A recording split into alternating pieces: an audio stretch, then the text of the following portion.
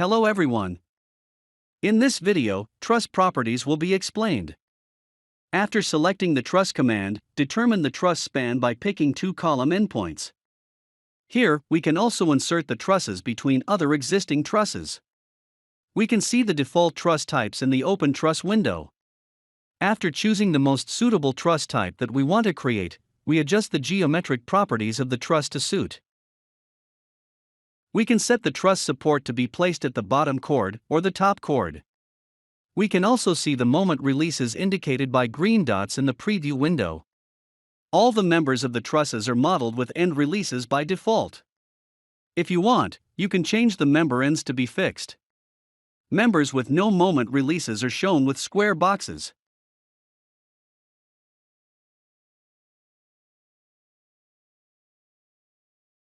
Let's set the left and right cantilever lengths as 200 cm and change the apex height and its vertical offset to 250 cm and 100 cm respectively. The apex vertical offset causes the entire truss to be stretched.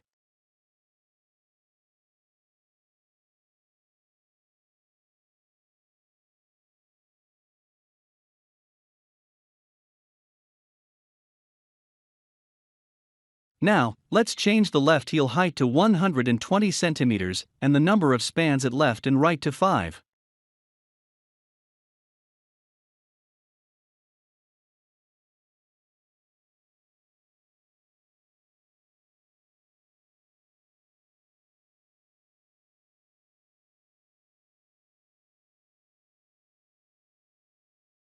In addition to the parametric changes that we have done so far, if you want to make further amendments to the truss, you can use the user-defined truss editor. The truss editor is very similar to a 2D CAD editor. Here, we can make changes on trusses, or we can create new truss types by clearing all guidelines and frames.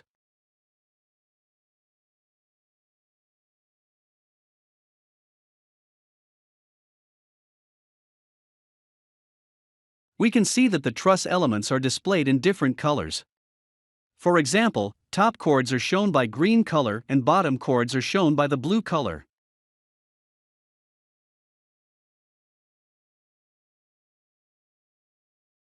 After selecting the truss elements, you can delete any member by pressing the delete key on the keyboard.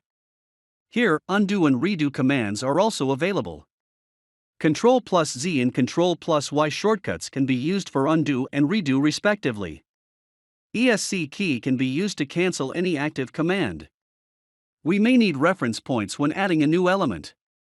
By selecting the Create Points Between Two Points command on the ribbon toolbar, we create a new point between the 2 points we have determined. We should write the number of points that we want to create in the open text box.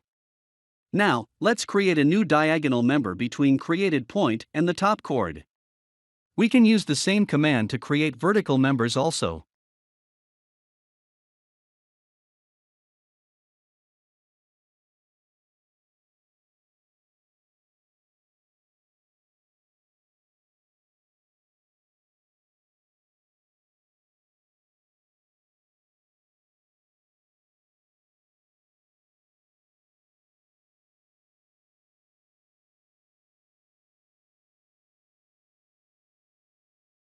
Another command on the ribbon toolbar is the divide frame command. By using this command, we can divide the element into as many parts as we want. The member will be divided into 2 parts if you enter 2 in the text box. If there are members that intersect each other, we can decide whether or not to divide these members.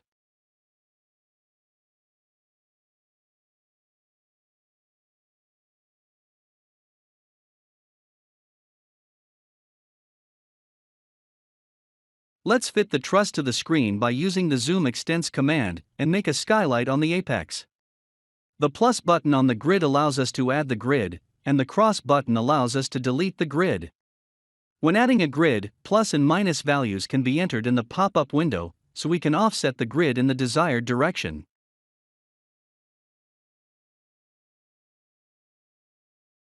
After creating the grid system, let's add vertical members that are connected to the top chord. Let's also add another top chord on top of these vertical members. To do this, use the Add Extension Point command and create a reference point by selecting 2 points. After selecting the second point, you should write the distance of the extended point from the second point. Here, you can also enter negative values.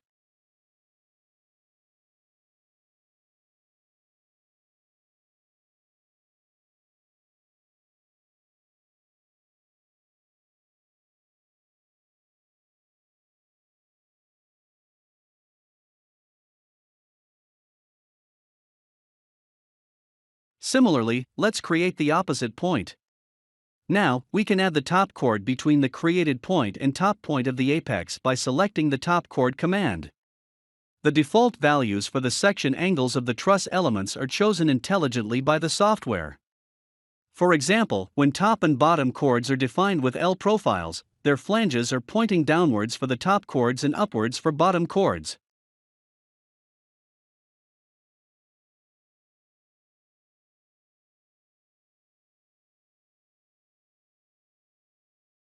We can measure the distance between any 2 points by using the measure distance of two nodes command.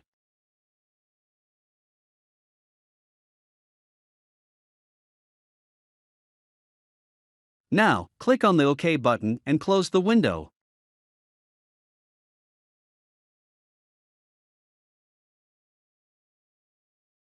You can open the truss generator window by double-clicking on the truss member. There are Save to Library and Load from Library buttons under the General tab. To save your truss to the library, just click on the Save command, give a name, and provide a description.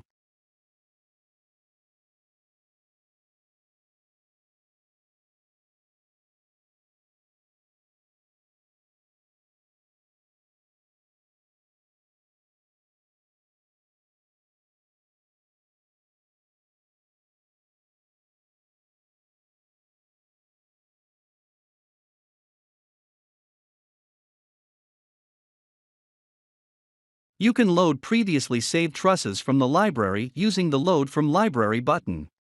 If the span distance of the saved truss is different than our existing span, the selected truss will be automatically scaled to fit the existing span.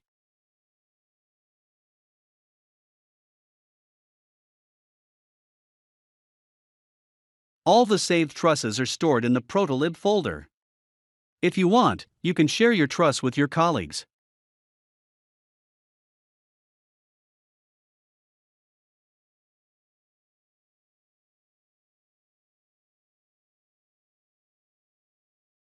To define a splice for the trusses, first, you should select the respective top chord and click on the Add Splice command. You can set the splice distance respective to the start and end point of the element. You can also set the splice width. This value is not used in any calculations, but gives a visual hint about the plates and bolts connecting other elements.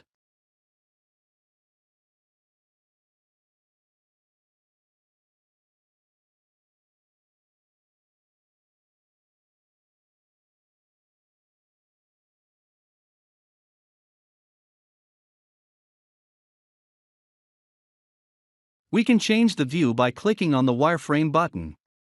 Here, section information for the elements is located under the Member tab. We can change the section for all members in the same category by clicking on the profile link on the category title row.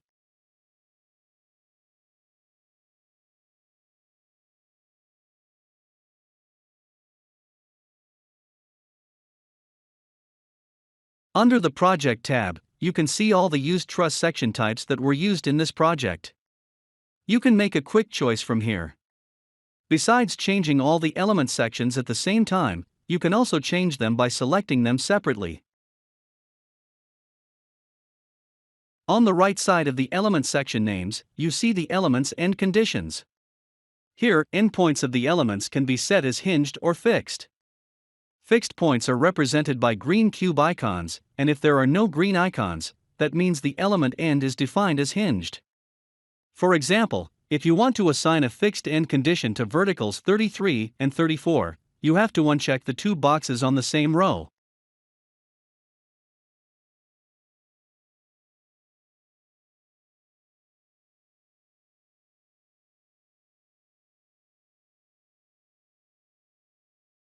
Click the OK button and close the window.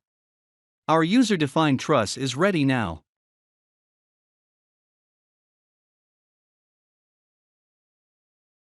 Thank you for watching, and do not forget to subscribe to Prota YouTube channel to hear about our latest tutorials and videos.